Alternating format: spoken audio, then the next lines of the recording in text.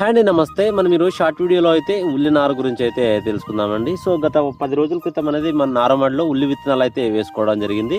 So వీటి germination అనేది ఏ విధంగా ఉందో ఈ వీడియోలో తెలియజేస్తాను. వీడియోని అయితే ప్రతి ఒక్కరూ లైక్ చేసి ఛానల్ని తప్పకుండా సబ్స్క్రైబ్ చేసుకోండి.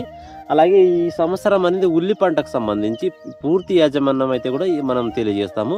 సో ఉల్లి పంటలో వచ్చే సమస్యలు, వాటికి తగ్గట్టుగా పరిష్కారము, తెగులు సమస్య కానీ, త్రిప్స్ సమస్య కానీ, సమర్థవంతంగా పనిచేసే మందులు కానీ, ఇతర ఎరువులు కానీ అన్నిటిని పూర్తి యాజమాన్యం ఉల్లి పంటకు కూడా మనము ఇన్స్టాగ్రామ్లో కానీ, లేకపోతే ఫేస్బుక్లో, యూట్యూబ్లో అన్నిటిలోనూ మనము తెలియజేయడం జరుగుతుంది. ప్రతి ఒక్కరైతే ఈ వీడియోను లైక్ చేసి ఛానల్ని తప్పకుండా సబ్స్క్రైబ్ చేసుకోండి.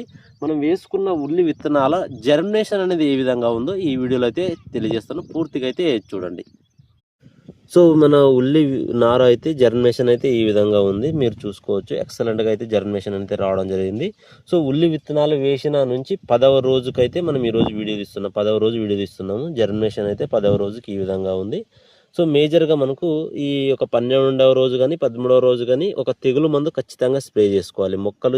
చిన్న మొక్కలు చనిపోవడానికి ఆస్కారం ఉంటుంది కాబట్టి సో ఖచ్చితంగా తెగులు మందులు స్ప్రే చేసుకోవాలి. ఆ స్ప్రే చేసిన రోజు కూడా మీకు ఖచ్చితంగా నేను మీకు అప్డేట్ ఇవ్వడం జరుగుతుంది. వీడియోని చూస్తున్నావా, లైక్ చేయండి, సబ్స్క్రైబ్ చేసుకోండి, ఫాలో చేయండి. Thank you for watching.